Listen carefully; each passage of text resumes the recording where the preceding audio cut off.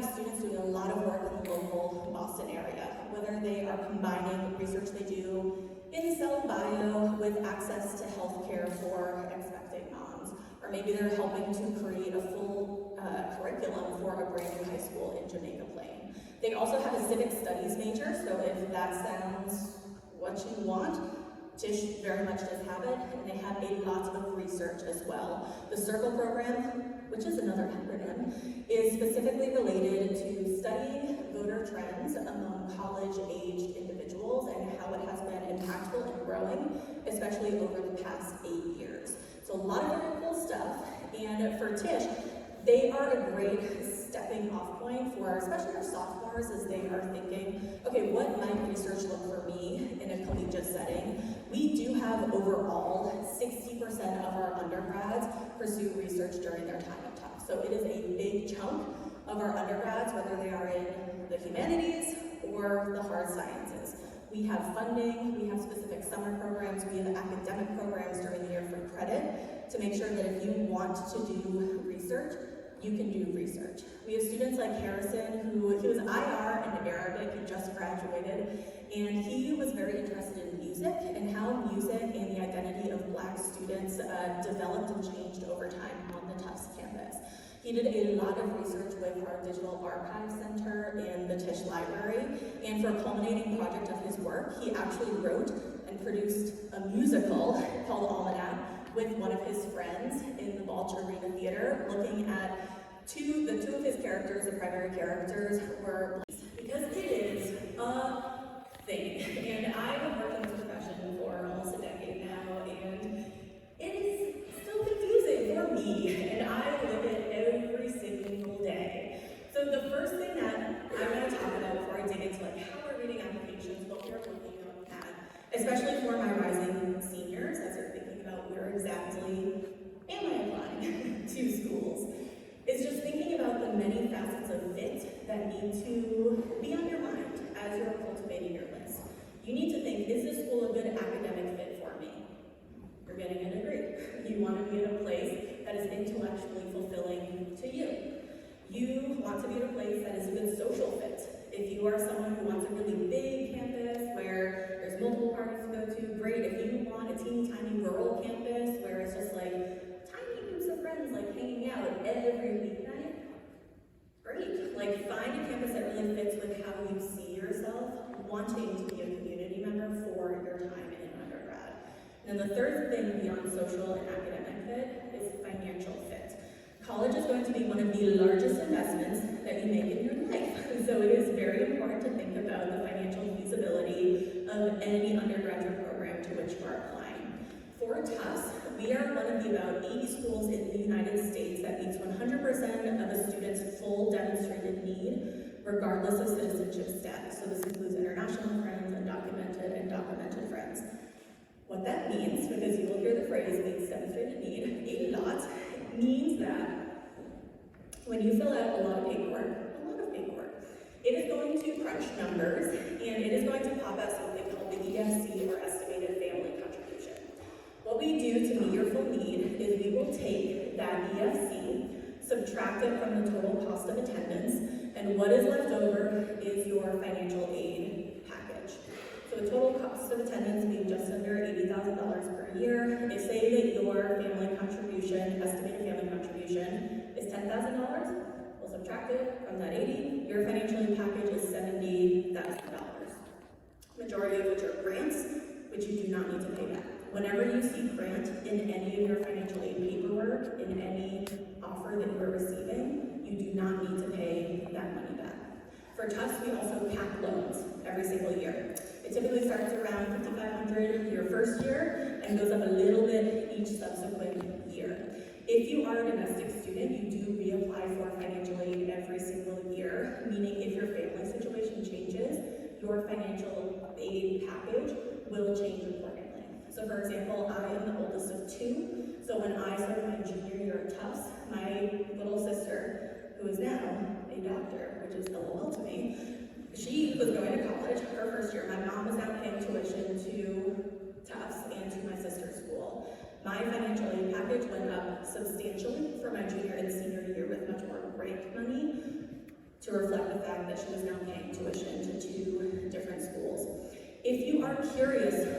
what your cost of attendance might look like at different schools, there's something called the net price calculator. The net price calculator is required of all institutions in the U.S. that receive federal money, so 99% of schools, and you just pop in a lot of information, and it'll pop out something based on how that school calculates aid to say, hey, this is what you might be paying at this specific institution.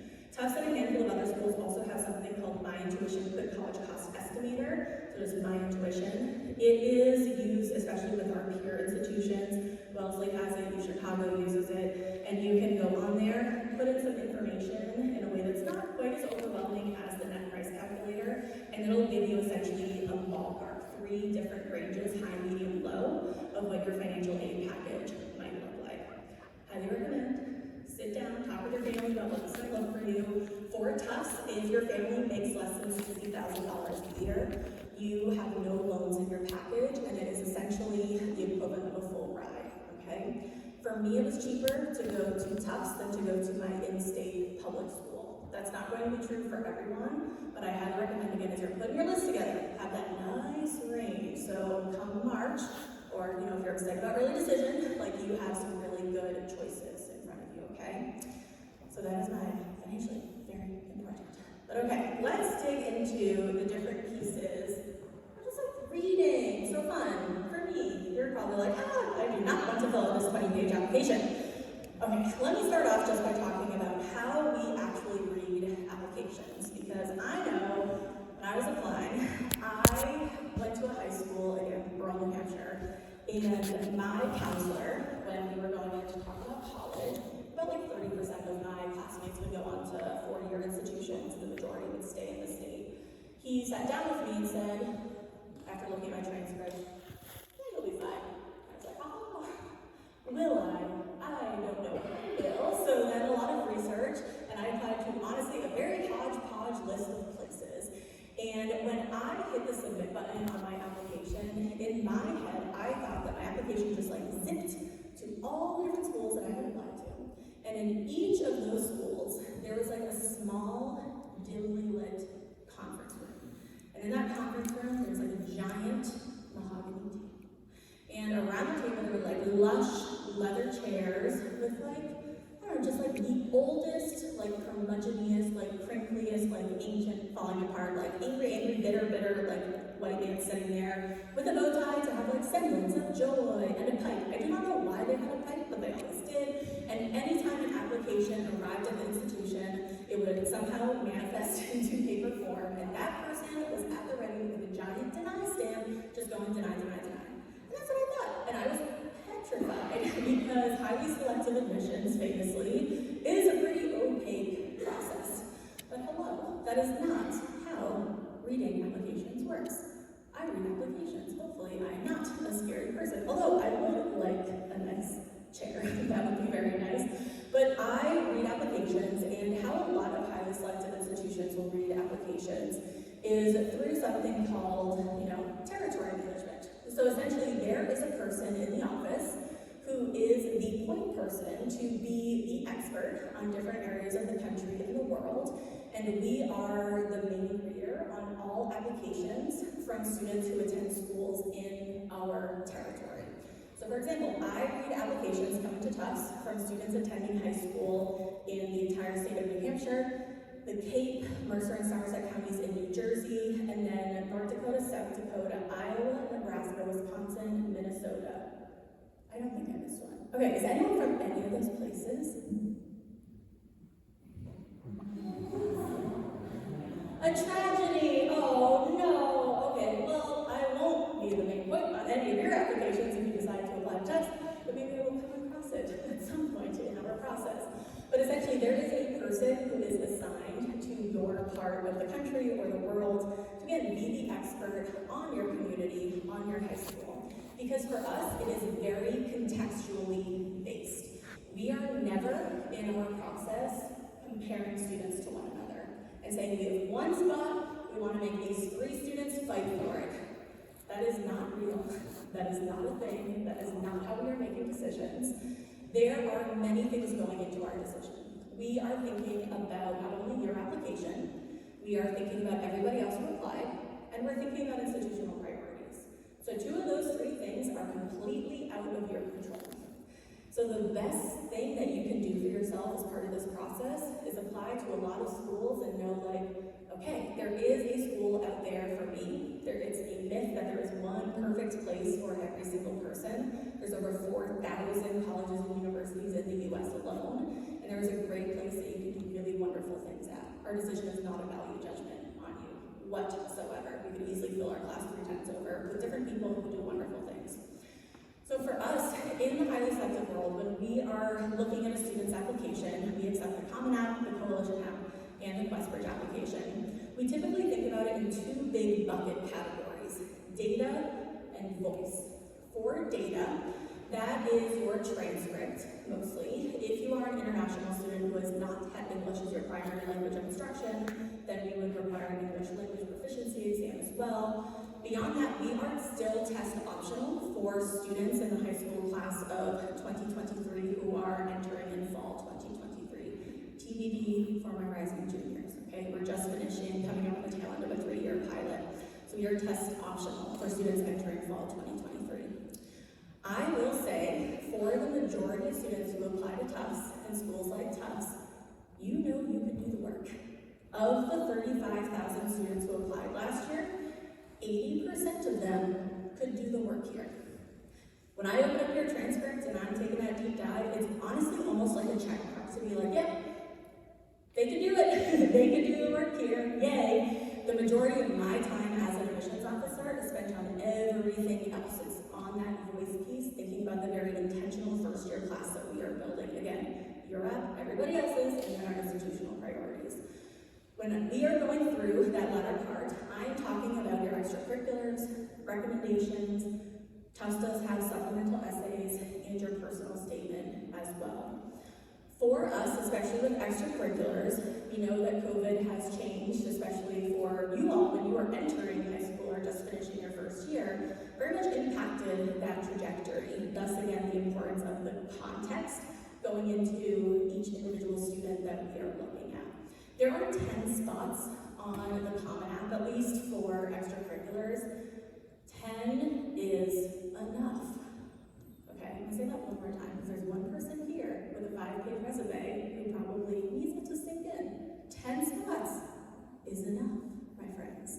So for us, when we are thinking about extracurriculars, we are not necessarily valuing one type of thing more than another. It's just giving us information about who you are, what you value, because this is what you're spending a lot of your time on. So we are thinking about, okay, what school-specific activities have you been able to do? What family responsibilities did you have? Maybe you're the primary caregiver at night when your parents are working nights for your 2 toddler-age siblings. Maybe you are someone who has to work at a part-time, full-time job. Maybe you live in New York City and your full-time commute is 2 hours on the subway each way. Those are things that very much speak to who you are, how you spend your time, based on a whole lot of other things. My biggest piece of advice for filling out that section, you do not need to do it chronologically. I would recommend, as we are quickly making our way through applications, do it in the order of importance to you, so that we can get that very quick snapshot of what you deem your most meaningful extracurriculars. The extracurricular section also gives you some space to kind of write a blurb about your specific role in that extracurricular. You do not need to waste that word count telling me basic things like, what does it mean to be on the varsity swim team?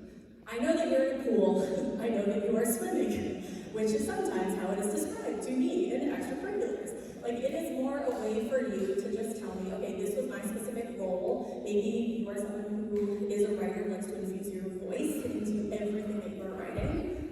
Great, like, use that space to tell me specifically how you are engaged in that very specific activity. For Tufts for recommendations, we do require 1 counselor letter and 1 teacher letter. We also recognize that most of you will be applying to institutions that require 1 counselor and 2 teacher letters. Please feel free to send us both teacher letters. We will read both of them. For any additional optional letters of recommendation, just like use your best judgment. I think that I start to get a little fatigued after 5, especially when the 6th one is maybe from your dentist, and they're like, okay, what's happening in 2 years? And that is not the most helpful to me as an admissions officer, so just be strategic and thoughtful thoughtful. What are each of these recommendations saying about me? What different lens is this person taking away reading each of these letters of recommendation? And for those of you who have not yet asked your teachers for letters, highly recommend,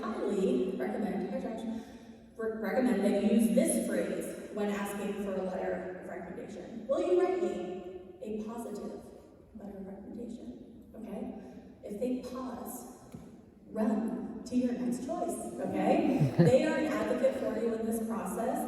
You want to make sure that they are there sharing with us some really wonderful things about you in the classroom. It does not need to be a teacher where you got an A++ on every assignment who doesn't know you that well, because guess what? They're just going to tell me, hey, Bradley got an A++ on every single assignment. I'm going to say, great, I have their transcript. What else? I want to know what other things I'm learning about. And then for the essays themselves, Tufts does have, again, 2 short answers. One is a Y, insert school name, here's a Y Tufts. The second one, you have an option of 3 different essays, unless you're a BFA or combined degree student with SMFA, which means you have one that you're answering, and then your personal essay as well.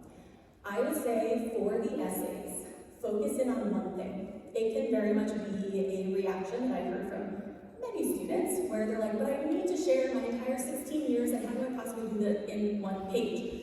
My friends, that is not the point of the college application at all.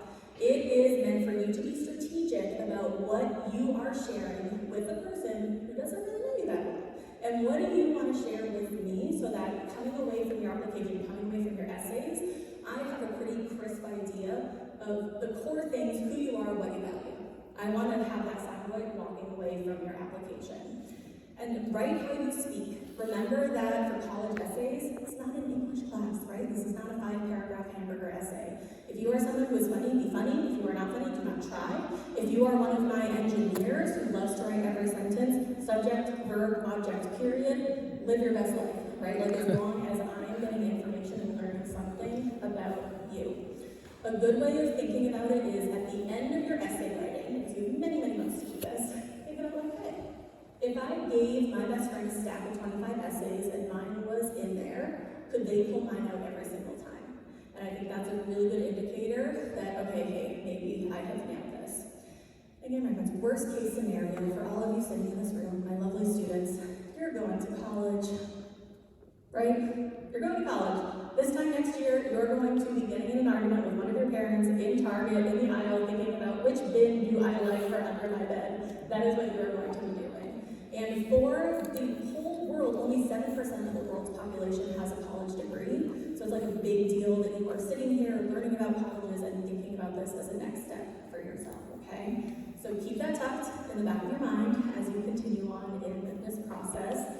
I will be, after the tour, available for questions in Dowling, which is the building that we walked over from. So if there is anything top of mind, please flag me down. I will be right near the front desk.